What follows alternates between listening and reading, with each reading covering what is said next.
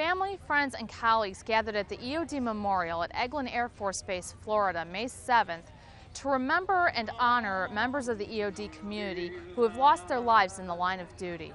Brett always wanted to work for consular affairs, and he learned that the Peace Corps was a common thread among his parents' friends in embassy service. An International Security Assistance Force helicopter crashed in eastern Afghanistan August 6th. 30 ISAF service members, a civilian interpreter, and 7 Afghan commandos were on board the coalition CH-47 Chinook when it went down. Chicago's Greek population is so passionate about their heritage that no amount of bad weather can stop them from coming out this afternoon. The flexibility of such daycare centers gives military parents the peace of mind they need to focus on the mission ahead of them with the knowledge that their children, no matter what time of day, are in good hands. DePaul recently received international recognition from the Preserving the World's Rarest Books project, which is housed at the University of St. Andrews in Scotland and funded by the Andrew W. Mellon Foundation of New York. The project spans 4 continents, 17 countries, and 51 libraries, including those at academic institutions such as Oxford, Yale, Harvard, and Vassar. During the mission, more than 450 Navy medical personnel will work with partner nation medical personnel and militaries. Native Son was originally published in 1940. Many of the cast and crew on the Fullerton stage, however, believe the subject material is just as relevant today, if not more so, given today's socio-political climate. Volunteers are busy replanting the shoreline of the Potomac River here at Naval Support Facility, Indian Head, Maryland. The Catholic community in Chicago is very diverse, as is evidenced by those here this weekend. 5 of the U.S. casualties were aircrew members, and 25 were members of the U.S. Special Operations Command.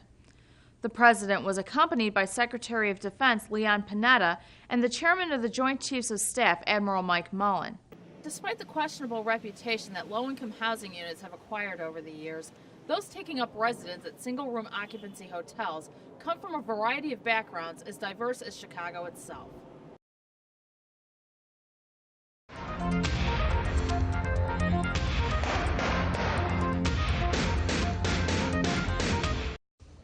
Family, friends, and colleagues gathered at the EOD Memorial at Eglin Air Force Base, Florida, May 7th to remember and honor members of the EOD community who have lost their lives in the line of duty. At the joint ceremony, the names of each fallen service member were read by the branch of the military in which they served. After each name was read, the names of the 15 EOD technicians who died in 2010 were unveiled, and wreaths were laid at the bronze tablets representing each branch. We are honor-bound to keep faith with the families of our fallen warriors, and we must do it forever. If you would like to learn more about the EOD Memorial, visit eodmemorial.org. Reporting from Eglin Air Force Base, Florida, I'm Petty Officer Liz Vlahos.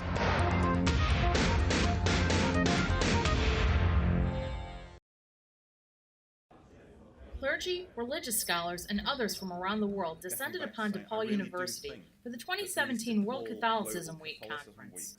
The idea is an academic conference once a year to gather people from all over the world to talk about Catholicism and a particular theme.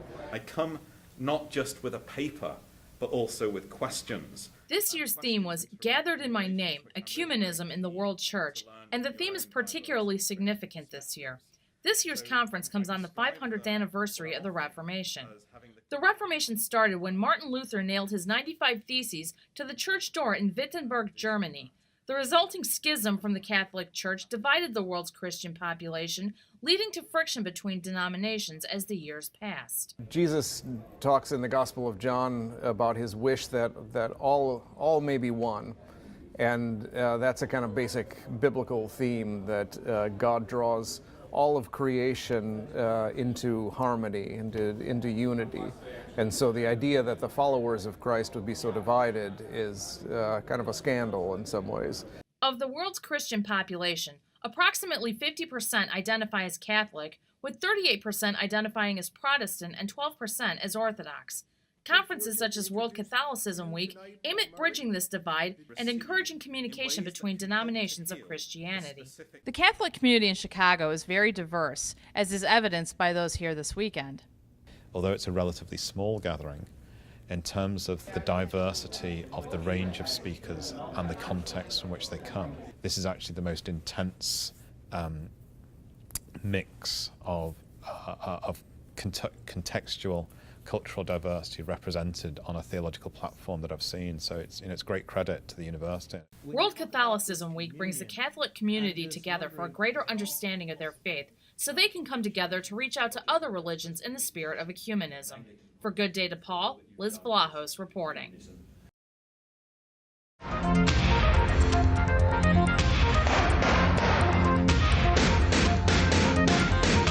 The Child Development Center at Naval Medical Center, Portsmouth, Virginia, is quite different from your average daycare facility. The Portsmouth CDC, which is furnished to look more like a home than your average daycare center, is open 24 hours a day, 7 days a week, to cater to military parents who work unconventional hours. It's offering the children a safe haven, somewhere they can flourish, somewhere they can develop their skills, and just having the parents feel comfortable that they have a place to take their children when they have to work long hours or they get called in for duty. The flexibility of such daycare centers gives military parents the peace of mind they need to focus on the mission ahead of them with the knowledge that their children, no matter what time of day, are in good hands. Reporting from Naval Medical Center, Portsmouth, Virginia, I'm Petty Officer Liz Vlahos.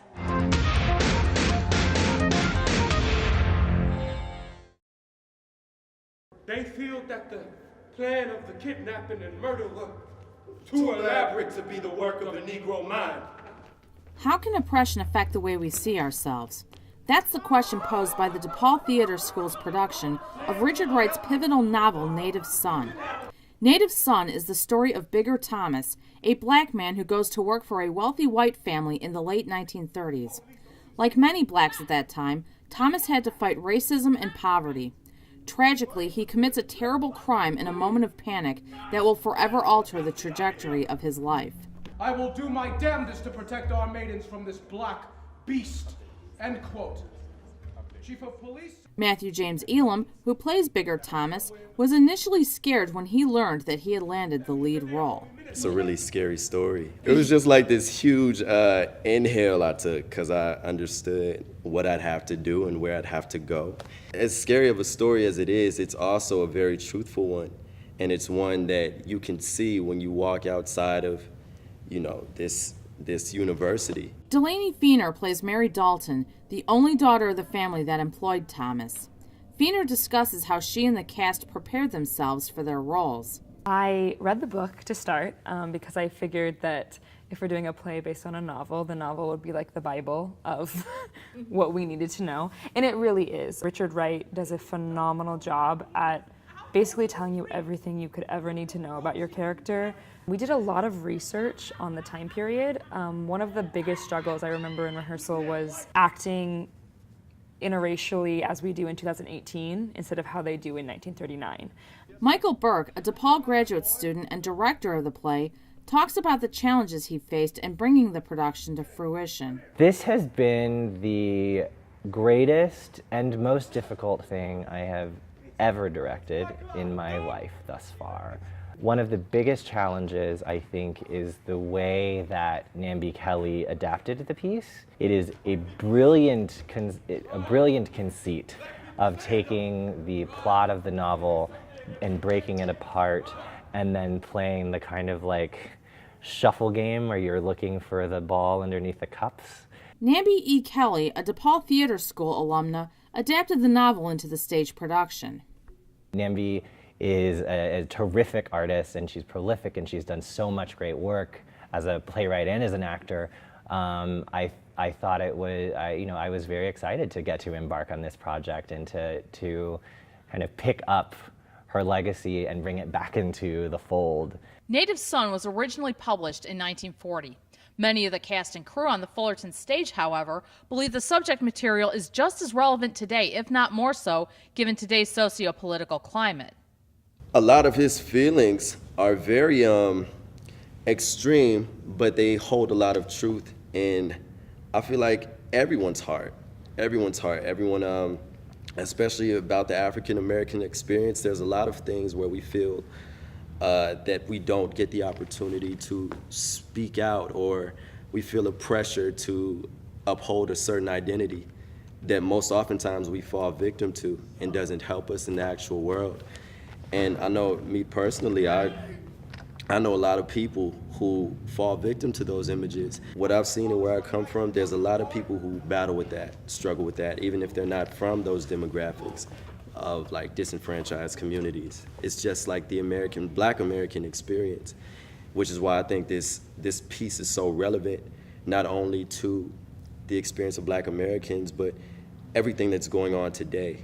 It's not like a historical piece, it's something very, very present.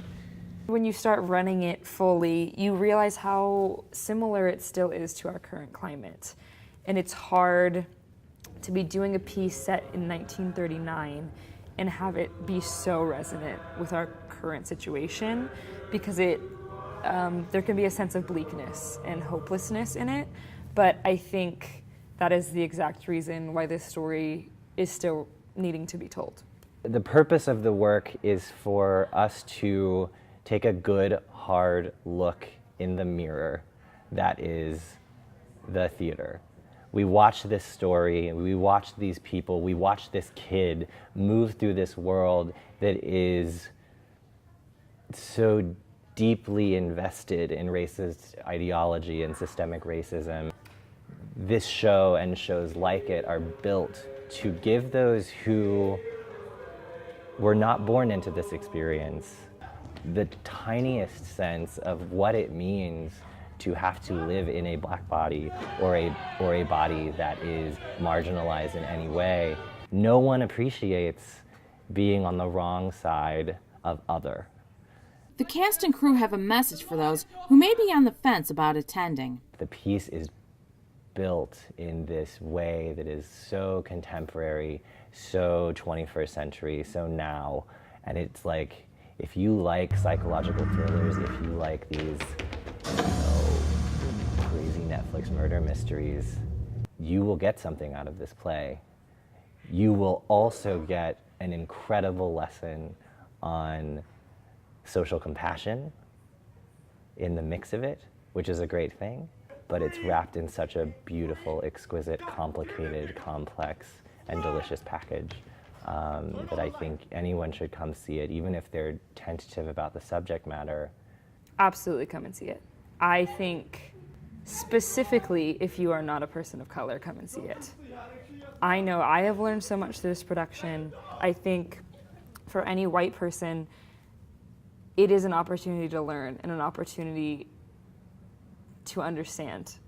And as difficult as some of it is to watch and to hear and to see, theater should create catharsis and understanding, and I think that's what this play does. Native Son will run through February 18th at the Theater School at Fullerton and Racine. Tickets are $15 and $5 for students. For Good Day DePaul, I'm Liz Vlahos. I am the white man that you will respect me for.